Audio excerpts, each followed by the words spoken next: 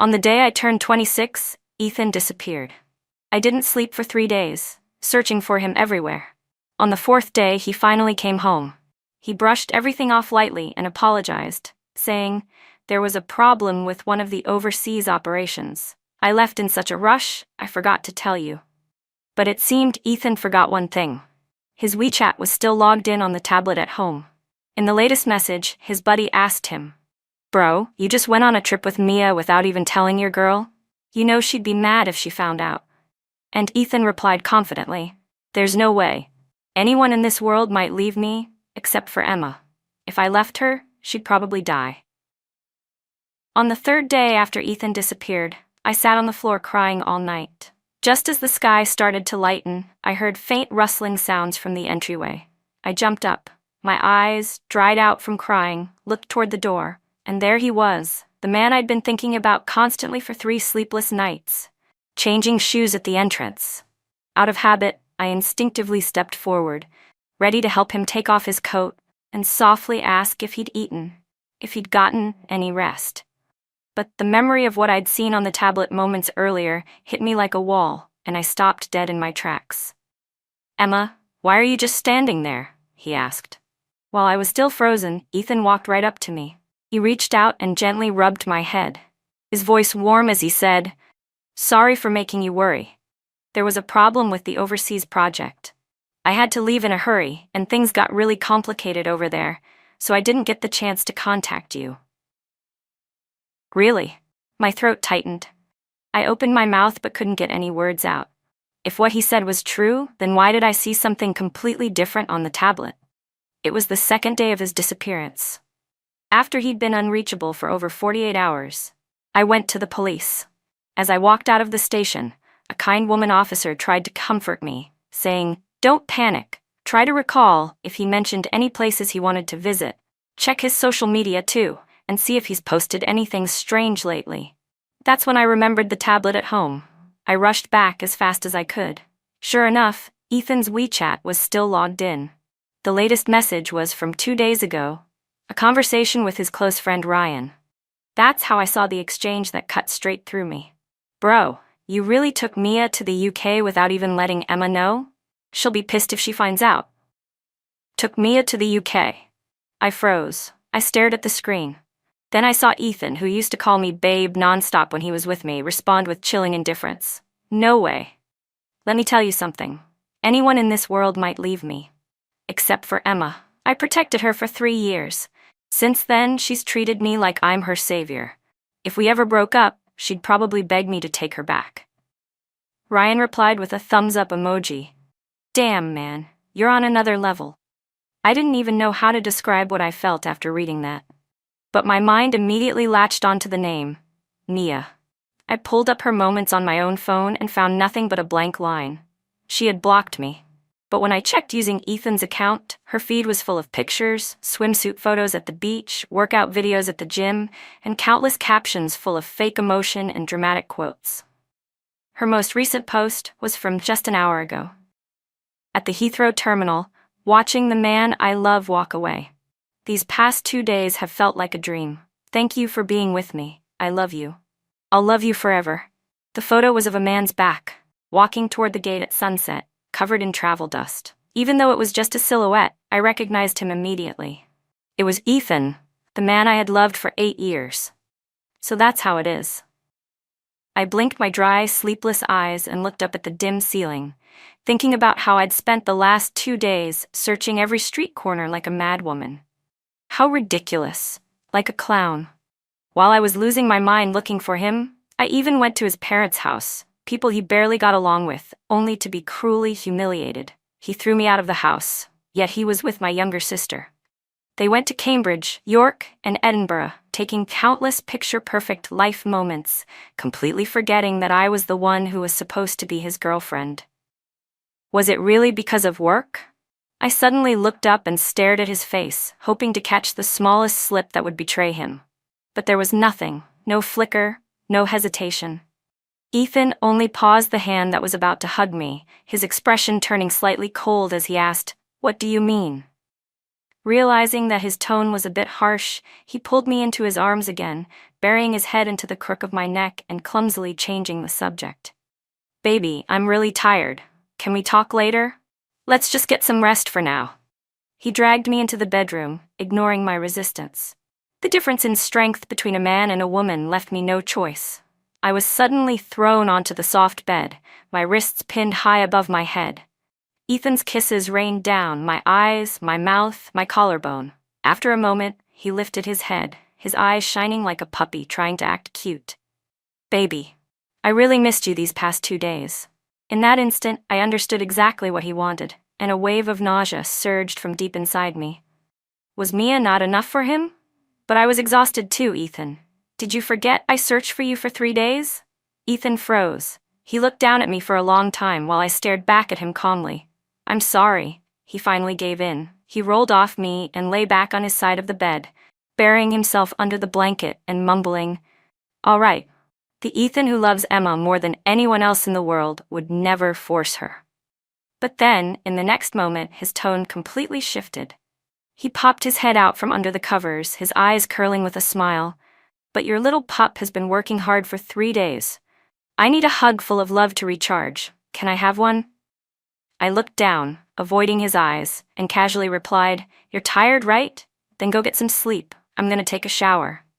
Standing in the bathroom, I looked at my own reflection. My eyes were bloodshot, my lips pale and drained of color. My hair, untouched for 3 days, looked like a bird's nest. I had no strength left in me and collapsed to the floor. Images of Mia's photo posts, those intimate, loving pictures flashed through my mind like electric shocks. And finally, I broke. I cried uncontrollably. By the time I finished pulling myself together, it was already 8 p.m. Ethan was still sound asleep, but the moment I lay down on the bed, he instinctively moved toward me like an octopus, wrapping his arms tightly around me as if afraid I'd disappear. What exactly was Ethan thinking? I suddenly felt completely lost. When I woke up, it was already afternoon. The spot beside me was empty, only the wrinkled bedsheets showing someone had slept there. I stepped out of the bedroom and found a note on the dining table, the handwriting flowing elegantly. Baby, I went to the office. I left some millet porridge warming in the rice cooker. Don't forget to eat it. From your most favorite baby.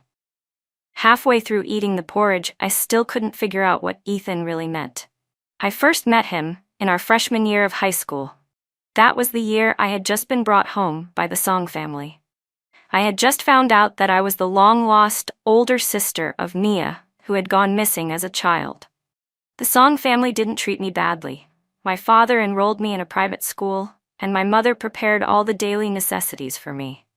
But I had grown up in the countryside with my grandmother, raised in a world of feeding chickens and pigs. I had no idea how to interact with these rich kids, whose conversations were filled with brand names and vacations. My English was awkward and heavily accented, and without a teacher like Ms. Lee to polish my mannerisms, I always walked timidly, cautious with every step. It was only natural that I became an outcast. Mia, on the other hand, would always smile and joke with her friends. You all better stop calling me a princess now. My sister was found after 15 years. She's the real lost princess from the people. Hearing that, her friends would burst into laughter. Are you serious? She's so rough. How could she be a princess? You two are sisters, but your personalities are totally opposite. Honestly, I even doubt you're related by blood. Yeah, she's just so hard to like. In the beginning, no one dared say anything. After all, the Song family was one of the most prominent in the city. But the children of wealthy families seemed to be born with an instinct for reading people. At first, their parents still saw me as the long-lost daughter and treated me with some warmth because of the years I'd been missing. But it didn't take long for them to realize I was nothing like Mia. My personality wasn't charming or likable, so their warmth quickly cooled. Mia, on the other hand, was always enthusiastic, but there was never a genuine smile in her eyes when she looked at me. When the first classmate pointed at me and laughed, more and more followed. That day, I thought I was going to be humiliated again. But then, like a god descending from the heavens, Ethan appeared. We're all classmates. Is this really necessary? Everyone's different. Why are you forcing her to act a certain way? He said, standing protectively in front of me. I looked up cautiously at him. The sunlight was behind him, and I could only see the cold side of his face, but my heart pounded wildly. That was the moment I realized something undeniable. I had fallen for Ethan at first sight. From that day on, Ethan and I gradually got closer. He gave me a nickname, Little Quail. When he was expressionless, people kept their distance. But with me, he always smiled. Day after day, he was constantly by my side, teasing me. Little Quail, don't be scared. If someone talks trash, just clap back hard. Come on, give me a smile, will you? I became your knight in shining armor, and you still won't buy me a meal? Until the day we graduated high school. Our whole class had gone out to celebrate. Everyone drank way too much. One by one, they were picked up by their parents. When my mom came, she didn't even look at me, she only took me home. In the end, only Ethan and I were left in the private room. In the quiet, I nudged him and asked softly, Ethan, where are your parents? He naturally leaned against my shoulder, mumbling drowsily, They're always busy, I barely see them. It was the first time I had ever been so physically close to a guy, and my body stiffened. But Ethan leaned in even closer, his soft, fluffy hair brushing against the side of my neck as he unconsciously nuzzled me. He seemed to be murmuring something. I leaned in and heard him whisper, I like you, Emma. His voice was youthful, clear, and warm. I froze and looked up, only to meet his eyes, full of a quiet smile. He wasn't drunk after all. But what could I do?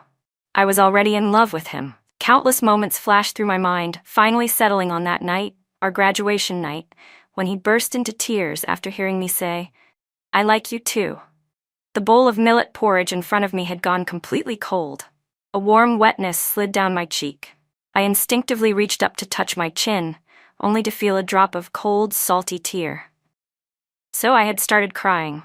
I knew I should have confronted Ethan yesterday.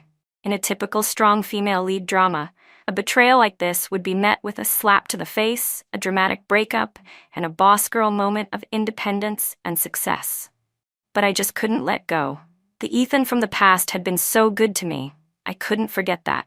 I finished the cold porridge in one breath and made a silent decision in my heart. I would give him one more chance. After all, this was 8 years of love. I'll love you for the rest of my life, Emma. He had once promised me with complete sincerity. Even if we were to break up, I wanted it to end with dignity. I rushed over to Ethan's company right away, but at the door of his office, I was stopped by a staffer named Chris. Miss Emma, Mr. Ethan went out for a business meeting. You might want to come back a bit later. I frowned, and just then, a girl's sweet voice drifted out from inside the office. Chris's face instantly turned awkward. I pushed the door open. There she was, Mia, perfectly made up, smiling like a flower. She was clinging to Ethan's back, her arms wrapped around his neck, whispering something funny into his ear. I saw Ethan's face relax into a gentle smile, without even realizing it, but the moment shattered as soon as they heard the noise. Startled, Ethan instinctively pulled away from Mia. He quickly walked toward me, panic rising in his voice. Emma, why are you here? I can explain. Just listen to me, please, let me explain. I instinctively took a half step back. For the first time, I realized I could no longer read him. This was the same man who made porridge for me this morning, who held me in his sleep as if he didn't want to let go. And yet, here he was now. But now, the one getting close to my younger sister in the office, was also him. Can we talk now? I tried to stay calm, but I couldn't stop the tremble in my voice.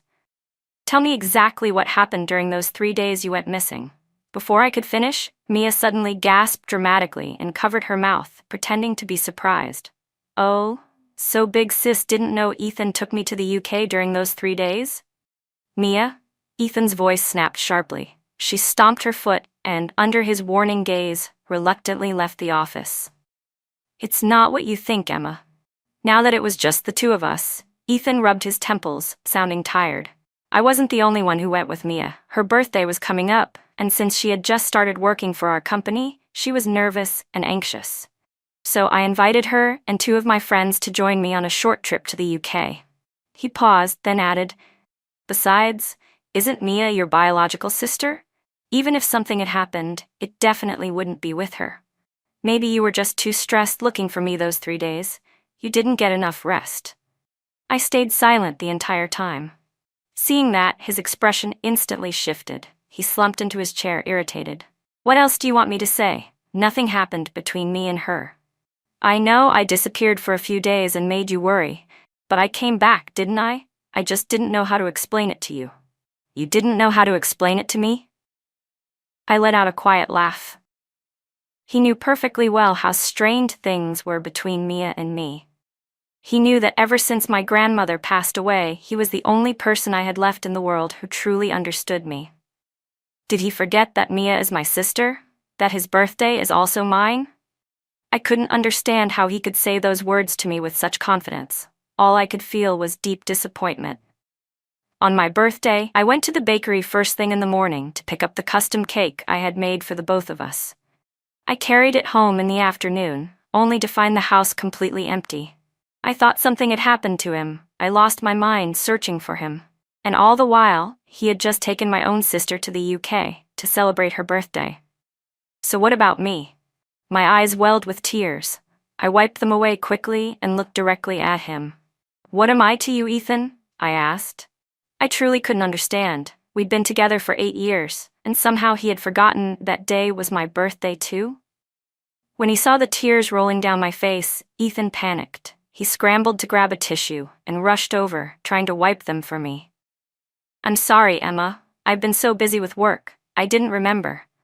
I turned my head away to avoid his hand. And in that moment, I felt something inside me quietly let go. On my way here, I had gone through 1,000 scenarios in my head. Deep down, some part of me still wanted to forgive Ethan. Our past had been beautiful. Back in college, he once searched the entire city just to find a blooming white magnolia bud, just because I said I liked it. When his parents found out about us and forced him to break up with me, he stood his ground and moved in with me instead. We built a warm little home together. But now, logic told me to believe what I had seen. The pictures weren't fake. His chat with Ryan wasn't fake. The fact that he went missing just to spend Mia's birthday with her wasn't fake either. It was like standing at the center of a scale. On one side, my urge to forgive him. On the other, everything reality had shown me. In the end, logic won. I steadied myself, looked Ethan in the eyes and said clearly, word by word, let's break up. What? Ethan looked stunned. His voice immediately rose. You want to break up? Are you kidding me? I kept my tone firm. Break up. He took a deep breath and let out a cold laugh. And who are you going to be with after you leave me? Don't forget, your grandmother is gone. No one in the Song family even wants you around. You don't have a single close friend. My hand clenched tightly around the strap of my purse. I suddenly remembered something I once read online. The ones who know you best are also the ones who know exactly how to hurt you. And it's true, the more intimate someone is with you, the more precisely they can press on your wounds. When did he become like this? Was this really Ethan? He heard me say I wanted to break up, and the first thing he did was rip open my deepest scars. He had become a stranger. I said nothing more. I turned and walked out of his company. The moment I got home, I called a moving service and began packing my things, alone. I took everything that belonged to me, the couple's mugs, the matching slippers. Only after packing it all, did I realize it all fit into just 2 suitcases.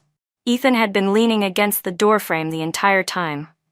When he saw me dragging my suitcases toward the door, he extinguished his cigarette with a cold smirk. You're leaving just like that?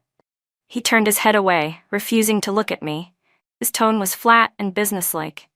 If you're going to leave, then make it clean. You've still got that painting hanging on the wall. Leaving it here. What do you want me to think about you every time I see it? Hoping I'll soften up and beg you to come back? Emma, he said, I'll let you throw your tantrum this once. Just put your stuff back, and I'll pretend you never said any of this. I took a deep breath and walked back to the bedroom. Ethan followed behind me step by step, muttering nonstop. That's more like it. No need to make such a big deal over something so small. His voice suddenly cut off, because I had already taken the painting off the wall. It was a bright, colorful oil painting. During my junior year internship, I had been under a lot of pressure. Ethan was the first to notice something was wrong and took me to see a doctor. I got a little better, but only just a little. His mouth had broken out with stress sores from worrying about me. Finally, on Ryan's suggestion, he took me to Inner Mongolia. We ran freely under the vast, endless sky. The layers of mountains were blanketed in rolling clouds, so vivid and beautiful it felt like another world. Those were the happiest 3 days of my life. When we got back, I rushed to capture that memory on canvas, painting the image I'd burned into my mind. Ethan hugged me tightly from behind while I painted, his voice full of affection. "Baby, this is amazing. If you ever become a professional painter, you'll be outstanding."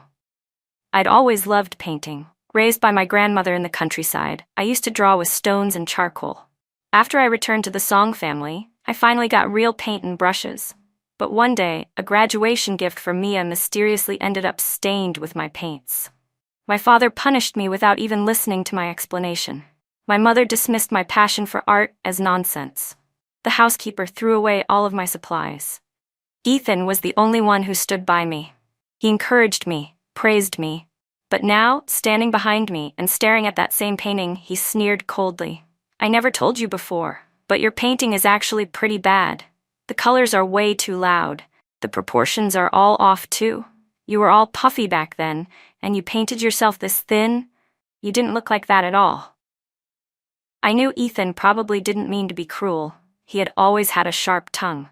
But I had made up my mind, and I no longer wanted to love him. I picked up my suitcases and walked out. Behind me, Ethan shouted hysterically, "If you've got the guts to leave, then don't ever come back."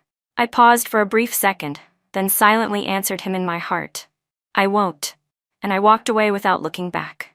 I didn't waste any time. I bought a plane ticket that same day. From the plane, I switched to a high-speed train, then to a regular one. Eventually, I arrived in the small coastal town I had grown up in. I was a local, more or less. My grandmother now rested here, buried in a tiny box beneath the earth. From now on, I would stay here, keeping her company. Even when I was with Ethan, I often took freelance art commissions online. I kept that work going. I also found a quiet, low-stress job nearby. For half a month, there was no word from Ethan. I was healing, on my own, until one night, I unexpectedly received a phone call. It was Ryan. His voice was frantic on the other end. "Sis, please come quick. Ethan's gotten into a fight with someone for no reason." I froze. That's when I realized Ethan probably hadn't told anyone that we'd broken up. So I calmly told Ryan, "If there's trouble, you can call the police. Let his parents handle the bail. He's their only child. They won't let him go to jail for starting a fight. We've been broken up for 2 weeks now. We won't be in contact anymore. Oh, and one more thing. Stop calling me sis. You watched him take Mia on that trip behind my back, and now you still have the nerve to call me that? I'm sorry, but I'll never understand the way people like you think. People have two sides, and from now on, don't call me again." I hung up the phone without hesitation. Still in a daze, I sat up in bed. I couldn't fall back asleep. Out of instinct, I opened Mia's Moments feed, and to my surprise, she had removed the block on me. The past 30 days of her posts were fully visible, and they were quite something. I scrolled through them one by one. There were photos of Ethan working seriously. Elegant dinner shots of the two of them. Pictures of them watching the sunrise together. I forced a smile. There it was, his new family, all nicely in place. Ethan didn't need me to take care of him. He was the proud son of the Liu family. Without that little bit of high school romance, I never would have had a place in his world anyway. It wasn't until dawn that I finally drifted off to sleep. When I woke up and got ready to go downstairs to buy groceries, I opened the door, only to find someone I hadn't expected squatting outside. Before I could react, he grabbed my wrist hard. Ethan's jaw was clenched as he glared at me. "Emma, you knew, didn't you? That's how you saw my chat with Ryan, right?" He paused, then seemed to reach a conclusion on his own. "It was the tablet, wasn't it? My WeChat was still logged in when I left. Since you knew, why didn't you just confront me? You were planning to break up with me all along, weren't you?" He must have guessed that Ryan's phone call was a bluff. I hadn't expected Ethan to actually come here, but from the exhaustion on his face, I realized he must have rushed over overnight. For a moment I was stunned. Then I quickly regained my composure. Looking at him calmly, I said, "That's not the point. The point is that you hid it from me." With that, I turned to shut the door. But before I could, He forced his way into the tiny apartment, eyes bloodshot, voice rough and unhinged. "Baby, was I not rough enough last time? Let's try again, okay?" He suddenly lifted me and threw me hard onto the bed. Seeing that he wasn't stopping, that he was climbing on top of me without any regard, the calm I had tried so hard to maintain finally shattered. I kicked at him wildly, my legs shaking. I grabbed whatever was within reach and started hurling it at him. My voice broke into a scream. "Get out. Get the hell out. I hate you. You want me to call the police? You think I won't? This is assault. We're not together anymore." Adrenaline surged through me. In my panic, I grabbed our couple's glass cup and hurled it at him. It hit him with a loud crack. Blood immediately started dripping from Ethan's head. He finally stopped. He staggered backward, then collapsed and passed out. I hadn't expected to hit him that hard. In shock, I called 911. After a moment of hesitation, I also notified his family.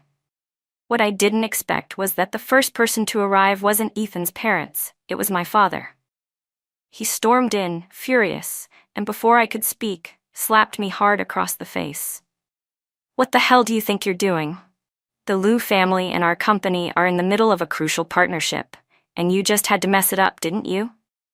I told you back then, the Liu family prefers your sister, not you, but you insisted on moving out with Ethan and living together." His words were like knives. After a deep breath, he added coldly, "You can't do anything right. I'll pick someone for you to marry. Let Mia marry into the Liu family, and we'll pretend none of this ever happened." "Why should I?" I shouted instinctively. "Why should I marry someone I don't even know? You barely raised me. You never really welcomed me home. What right do you have to control my life?" I could never forget what happened during my first year back in the Song household. I had suggested going to the cemetery to pay respects to my grandmother. All three of them, my father, my mother, and Mia, showed identical expressions of disgust. "She's dead already. What's the point of going to her grave? We've already had the best tombstone made. Isn't that enough? Stop being so clingy and sentimental."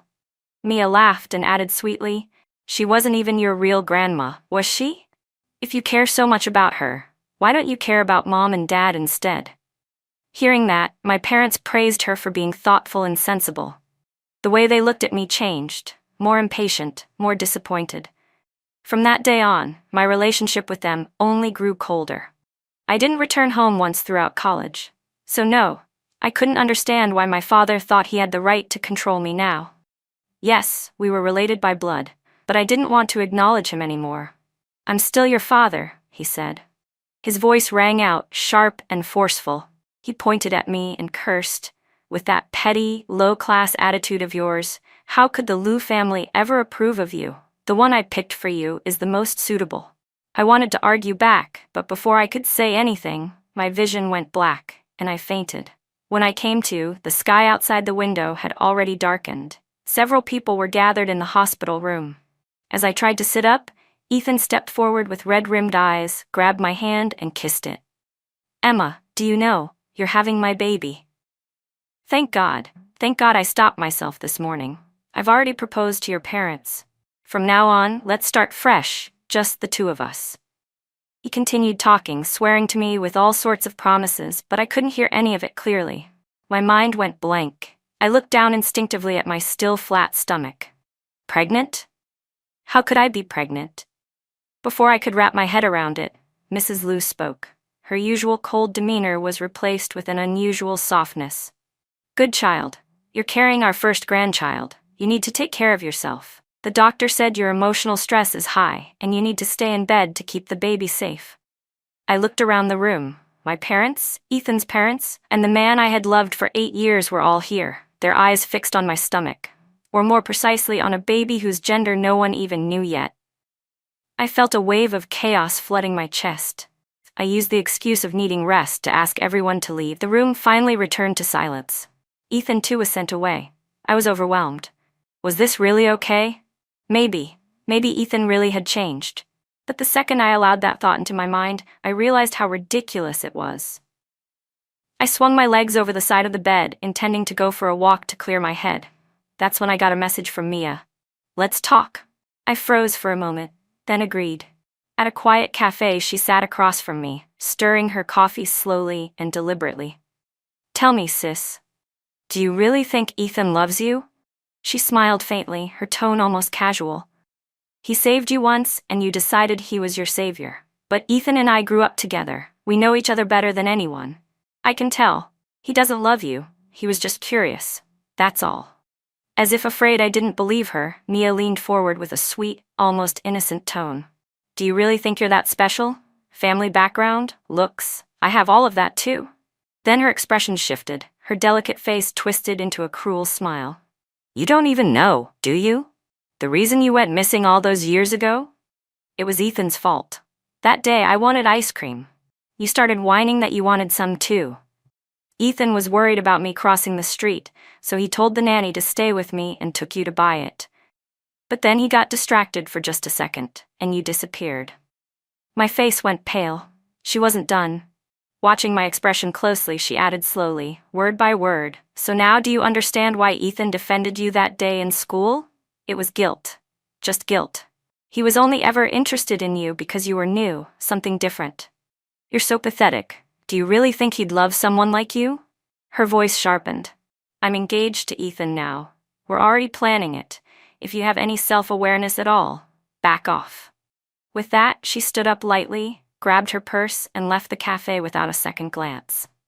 Night fell. I sat there like a statue, frozen in place, until a staff member gently came over and apologized.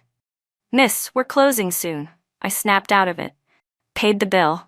Got in a cab to go home. But the second I opened my front door, a figure leapt forward and threw his arms around me. Ethan's voice was choked with emotion. "Emma, I thought you didn't want me anymore."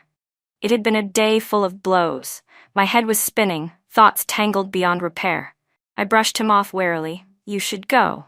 I need to rest." He didn't want to leave, but I pushed him out the door. I lay on the bed in silence for a long time, staring at the ceiling. Finally, I picked up my phone and made an appointment for an abortion. The procedure was scheduled for 3 days later. For the past 2 days, Ethan had been watching me closely. So closely that even his mother came to visit. She held my hand and gently insisted, "The wedding should happen before your pregnancy starts to show. Let's set it for 2 weeks from now." She glanced at Ethan, who stood beside her, full of enthusiasm and charm. Smiling, she praised, "You're so lucky. Ethan said he wants to handle every detail of the wedding himself." I forced a smile, but I couldn't feel anything. Why does being pregnant mean I have to get married? Why did everyone just assume I would say yes? But the truth was, I didn't love Ethan anymore. Finally, the day of the procedure came. Early that morning, I grabbed Ethan's hand and asked him to help me find a dress, like the one in a picture on my phone, something similar to a traditional wedding reception dress. But he focused on something else entirely. His eyes sparkled. "Baby, you're finally talking to me again. Don't worry, I promise, I'll make you the happiest bride in the world." I couldn't bring myself to smile. I looked long and hard at his face, those familiar eyebrows, that thin mouth, and I just couldn't understand how he could lie so well, how he could act so convincingly. All these years, I'd believed I went missing as a child because of some careless accident. But now Mia had told me that wasn't the case. It wasn't fate. It wasn't bad luck. I could have grown up safe and sound in the Song family. Maybe if I had, I wouldn't have become so cautious and withdrawn. Maybe I would have known what a mother's love or father's care actually felt like. And the man lying next to me for the past 8 years had known the truth all along. He'd hidden it from me, lied to me, lived with me. I never realized how good of an actor Ethan truly was. I thought about the times we laughed and joked while dating. Sometimes when I cooked in the kitchen, Ethan would sneak up behind me, being deliberately annoying. I'd get fed up and pinch his waist hard, and he'd dramatically double over, clutching his side. "Ah, it hurts, baby, it hurts so bad." I thought he really meant it, until I leaned in, concerned, and he'd grab me, pull me into his arms, and kiss me. He had always been good at pretending. That morning, I said to him, "Don't just talk. Go find me that dress. If even one thing is off, I'm not marrying you." I faked a temper. Ethan just laughed, rubbed my head, and happily ran off to get it ready. Once he left, I rested my hand on my stomach for a moment, then took a cab to the private hospital. After signing the paperwork, I was taken into the operating room. The harsh, bright surgical lights came on. My mind went blank. I felt something quietly slipping away from my body. In my dream, I saw a soft, sweet voice say, "Goodbye, Mommy." The procedure was over quickly. Holding my lower back for support, I walked out of the operating room. No one was waiting for me. I made it to the hospital entrance just as the anesthesia wore off. A cold wind blew through me like ice. My forehead broke into a sweat from the pain, but I gritted my teeth and made a call. I called my parents. "I want to see you," I said. "Just the two of you." Maybe they were concerned about my pregnancy, because they came quickly. We met at the same cafe as before. But something had changed. This time, it was me who had faced the storm and survived it. My mother stood stiff and upright, completely abandoning any facade of elegance. She pointed at me in disbelief. "What did you say? Say that again." I looked straight at her, my voice calm. "I had an abortion, so there's no need to go through with the wedding anymore." My father slammed the table. "Ridiculous," he roared. His chest heaved like he was about to have a heart attack. Of course, he wasn't worried about the toll the procedure had taken on my body. A man like him, sharp, selfish, and calculating, only cared about the unborn child. If the baby had been born, the Liu family would have given them more power, more profit. The Song family could have gained far more wealth than they had now. Watching his fury only made me feel even more certain I'd made the right choice. I was glad, grateful, I'd ended the pregnancy.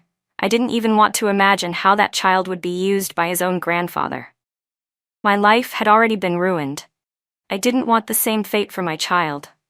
After a while, when my father had calmed down a little, I muttered, "Well, fine, we can still go through with the wedding." "You still want to marry Ethan?" he snapped. "After what you did, killing the child, and you still have the nerve?" I lowered my gaze. My voice was quiet but steady. "Well, there's always Mia. She and Ethan grew up together, after all." It wasn't a good match. No matter what they had originally planned, when the wedding day came, Ethan would be standing there holding Mia's hand, exchanging rings and a kiss. At that point, even if he wanted to deny it, he wouldn't be able to. My father hesitated, then exchanged a glance with my mother. After a long pause, he finally agreed. "Fine," he said, "call Ethan in front of us." The wedding was set for 9 days later. When I was growing up, my grandmother had told me that in our hometown, there was a tradition: brides and grooms shouldn't see each other in the days leading up to the wedding. I decided to follow that custom. "Ethan," I told him over the phone, "you love me, right? Then you'll follow this tradition too, just like Grandma used to say." Ethan hesitated for a moment but quickly agreed. "Of course, I promise I will." My parents rushed off right after that to go inform Mia, without saying another word to me. If this had happened in the past, I probably would have felt secretly heartbroken. Maybe I would have complained to Ethan about it. But now, I didn't feel anything at all. Instead, I booked a last-minute group tour, packed 2 small bags, and set off for Lhasa. Though I took the train into Tibet, the altitude sickness hit me hard. A girl in my train compartment laughed as she took a photo of a bag of chips swelling from the air pressure. But I didn't find it funny. After the abortion, every bit of discomfort came rushing back to the surface. A warm-hearted woman from the Northeast noticed that I was unwell and constantly checked in on me. It was oddly touching. My own parents had never shown that kind of care for me. Yet a complete stranger was running around just to make sure I was okay. But everything seemed to fall into place the moment I saw the snow mountains. Under a bright blue sky, thick clouds floated gently, and beneath them were towering snow-covered peaks. No photo could do it justice. It was more magnificent than I had ever imagined. I instinctively pulled out my sketchbook. But halfway through the first lines, my hand froze. Ethan's voice came back to me, cutting, cruel. "I never said it before, but your paintings are actually terrible. The colors are too loud, and the figures are all wrong. You looked so bloated back then. How could you draw yourself so thin?" My hand trembled around the pencil. The memory of his disdainful expression, the contempt in his voice, came flooding back. For a moment, I believed it. I really believed that I was terrible. At painting, at everything. But just before I could spiral deeper, the warm-hearted woman leaned over to look at my sketch. Her eyes lit up and she gave me a big thumbs up. Girl, you're seriously talented. I could tell right away which mountain you were drawing. Are you a professional art teacher or something? You're amazing. I broke into a teary smile. Soon we arrived. Everyone in the tour group gathered for group photos. I smiled so hard my face almost cramped. That's when my phone buzzed. I looked down. It was a call from Ethan. Only then did I realize what day it was, his wedding day with Mia. I hadn't even remembered. I didn't answer the call, because by then the kind woman Miss Liu had already dragged me off to eat. Over the meal we chatted and I learned that she had gone through her own painful story. She had raised 2 children over 20 years of marriage, only to later find out that one of them was actually her husband's child with his first love. And yet she wasn't bitter. She didn't complain. She divorced him cleanly, took her share of the assets, and chose to live freely. Despite altitude sickness making even a sip of water unbearable for me, I still smiled and gave her a thumbs up. You're the real heroine, I told her honestly. If it were me, I said, I probably would have just pretended not to know and gone on living as if nothing happened.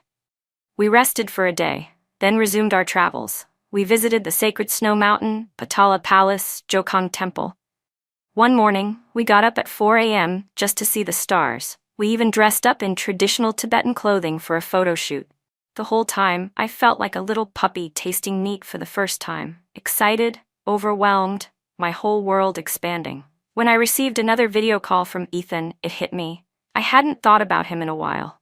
Maybe that's what makes Lhasa so magical. The first time, I missed his call because Ms. Liu called me over. The second time, I declined it myself.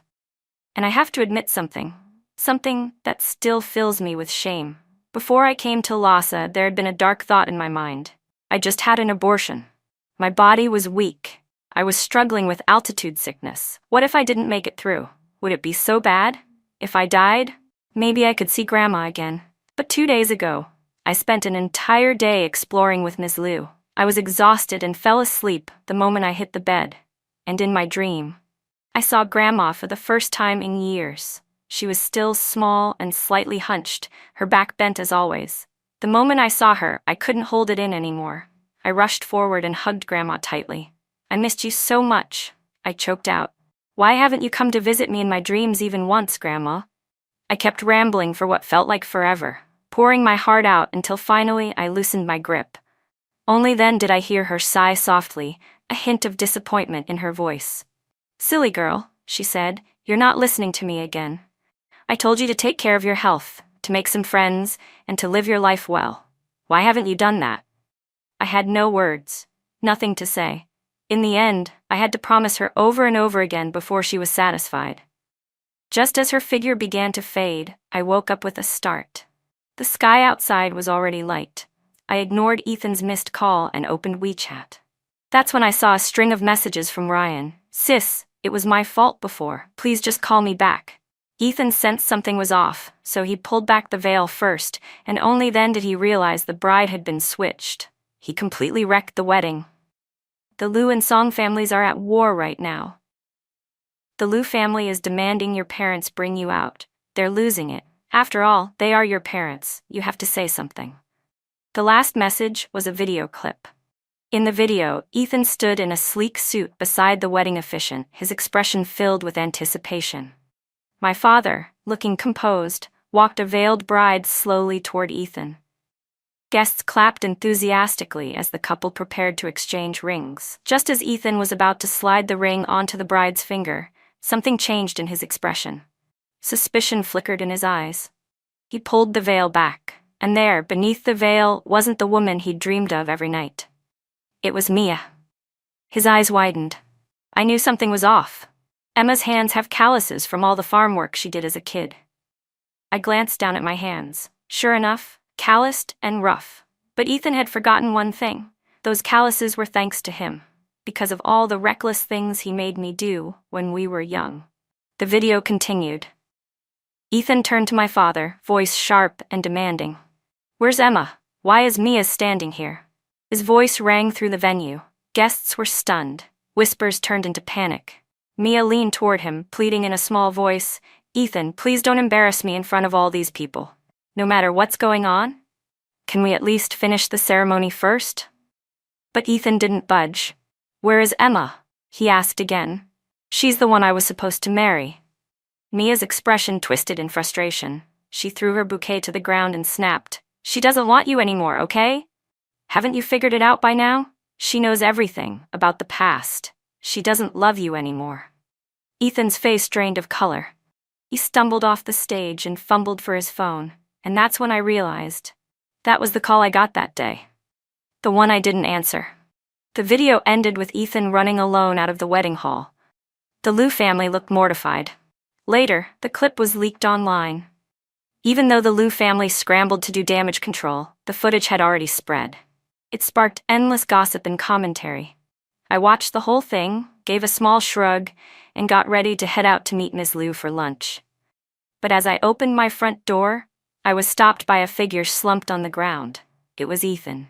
He looked nothing like the Ethan I used to know, disheveled, unshaven, hollow eyes. For once, he didn't rush to hug me. He just sat there, at a loss for what to do.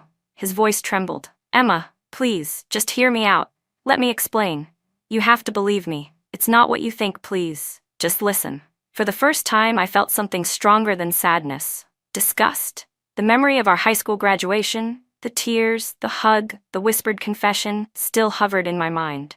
But now it all felt tainted. So fake.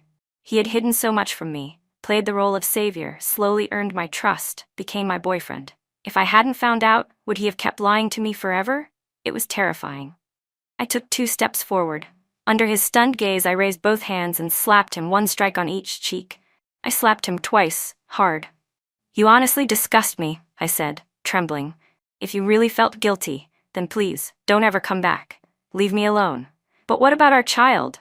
Ethan asked, still clinging on. I looked at him coldly. You think I'd keep that child? I scoffed. No way. Not even a little. I don't want to bring a single soul into this world who shares your blood. Just then, Ms. Liu woke up and opened the door. When she saw Ethan's disheveled figure standing outside, she was startled. She quickly pushed him away and shielded me with her body. Girl, is this man bothering you? She said, voice firm. Don't worry, I'll protect you.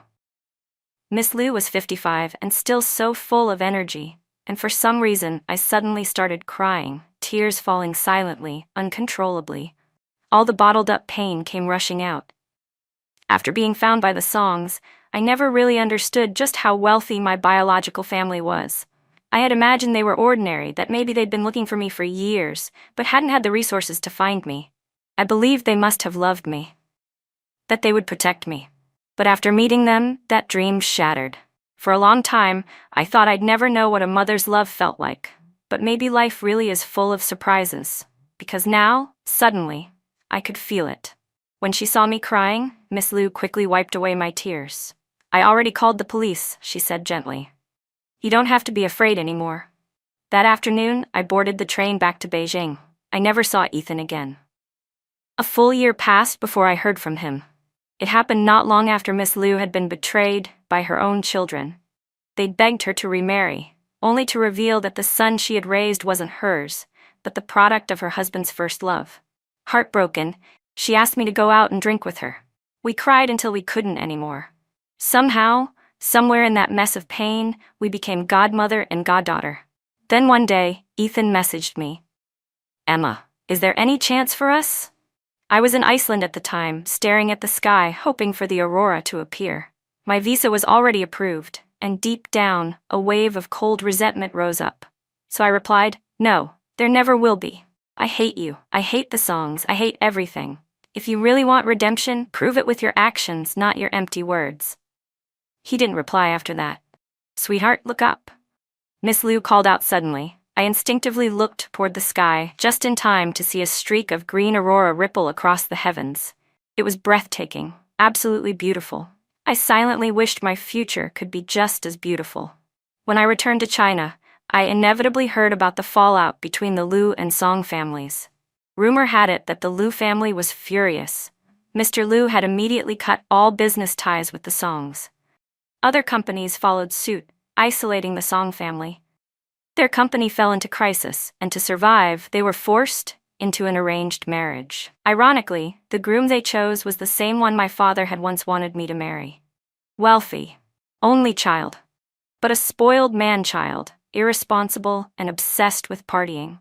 My mother went through with it anyway, swallowing the pain to marry Mia off. But even with the marriage, the song business kept crumbling. They could have survived, but then Ethan rose to power. Maybe my text messages really had an effect. Because once Ethan took over, he began attacking the Song family's businesses mercilessly. Even if it meant hurting his own company, he brought them down with him. The Liu and Song corporations were both bleeding. Even so, my parents kept messaging me. Mia messaged me too. "Emma, I'm sorry. Please, I beg you, go back to Ethan. He really loved you. My husband, he hits me. I swear I'll explain everything. Just come back." But I didn't need any more explanations. I quietly blocked all of them. My entire biological family. Next to me, Ms. Liu was already planning our next trip. "So," she asked cheerfully, "where to next?" I looked up at the sky. The sun was shining bright and golden. I hoped all my future days would be this clear. Ethan's POV. My name is Ethan. I made one huge mistake when I was young. I lost the Song family's daughter. That day I took the girls to the amusement park. Mia was being spoiled and didn't want to go. She begged the nanny to stay behind with her. I had no choice but to take Emma. She was obedient. Held my hand the whole time. But the moment I turned away to pay for something, just a second, she was gone. That day, I searched for her everywhere and couldn't find her. Panic overtook me. I ran back to the nanny, told her we had to call the police. But Emma had completely disappeared. My parents owed the Song family a huge favor because of that incident. It gave the Songs a powerful connection, and their influence skyrocketed. And me? I just wanted to find Emma again. Finally, after what felt like forever, she was found. Her skin wasn't as fair as before. She'd grown tall and thin. She didn't speak much. Even when she was bullied, she stayed silent. I was so frustrated. I wanted to shake her, but instead, I ran over and shielded her with my body. After those people left, I turned to her and saw those bright, obedient eyes. Originally, I had only come that day to apologize. But then, something else stirred inside me. I liked her and I thought, if she ever found out it was because of me that she suffered so much, she would never like me back. So I buried that truth deep down. I encouraged her, made her laugh, helped her open up. She started smiling again, started talking more, became lively and cheerful. I liked her. That realization hit me hard. At our high school graduation, I watched as her biological parents ignored her completely. I quietly texted my driver, told him to pick me up later. Then I leaned close to her, pretending to be tipsy, and whispered into her ear, "I like you." She blushed, looked away, wouldn't meet my eyes. So adorable, I thought. That meant we were together. I can't even describe how I felt when she said she liked me back. It was like a meteor smashing into earth. My heart was bursting with joy. Things were perfect between us for a long time. She was sweet, and her eyes held only me. Later, my parents tried to force me to break up with her and pick Mia instead. The proper choice with a good family background and manners. No way. I refused immediately. They cut off my credit cards. So I gave Emma everything I had and told her it was okay. I'd stay by her side. That night, I swore to myself I would give her the best life, and I did. For a while, we were happy. Until it all started to fall apart. One day, Mia came to me and asked, "Does Emma know what really happened when she was little?" I panicked. I begged her not to say anything. Let me figure out how to tell her. I'll do it the right way. But Mia wouldn't let it go. Then take me to the UK for a few days. So I agreed. I forced a smile for every photo we took together. The day we flew back, I rushed home thinking, finally, I can see her again. But I had completely forgotten it was her birthday. During the trip, my mind was a mess. I didn't check the date. I didn't even open my calendar. Ryan messaged me on WeChat, and I didn't want to admit what I had done as a child. I brushed him off with some vague excuses. What I didn't know was that my WeChat was still logged in on the tablet at home. Emma saw everything. I didn't dare talk to her about the past. I kept dodging the subject, trying to keep things from falling apart. But the more I avoided it, the more distant she became. I could see it, feel it, every time she looked at me. The day she broke up with me, I said some terrible things. I didn't mean them. I didn't want to break up. I loved her. In the office that day, Mia had been leaning close to me, looking affectionate. But all she said was, If your fiancé found out what happened when she was a child, do you think she'd still marry you?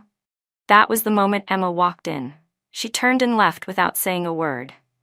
I tried to get her to remember our past, even brought up the painting she loved. I wanted her to recall how much we had been through, but instead, it backfired. It only reminded her of everything I had lied about. She tore the painting up and walked away. When I heard she was pregnant, I almost collapsed from joy, but I could see the light in her eyes fading more and more. She told me not to see her again, told me to stay away. I listened, and on the day of our wedding, I finally understood. She was gone. She had left. The bride standing next to me was Mia. When I looked at Mia's face, I felt physically sick. If only I had told Emma the truth sooner. It never would have come to this. It was my fault. I spent a fortune trying to track Emma down. I waited outside her hotel, hoping for a glimpse, for a chance to speak. But when that older woman asked who I was, and I heard Emma casually say, "Just someone unimportant," I knew. There was no going back. I returned home in silence and threw myself into the company. One step at a time, I began my revenge on the Song family. My mother said I had gone mad, and maybe she was right. I had gone mad. Maybe I had been wrong from the very beginning. Even after all that, Emma still sent me messages sometimes. She and that older woman, Miss Lou, had grown close. They traveled together, and sometimes she'd get little scrapes or bruises. She'd send me pictures of them. I knew she was doing it to provoke me, and it worked, every single time.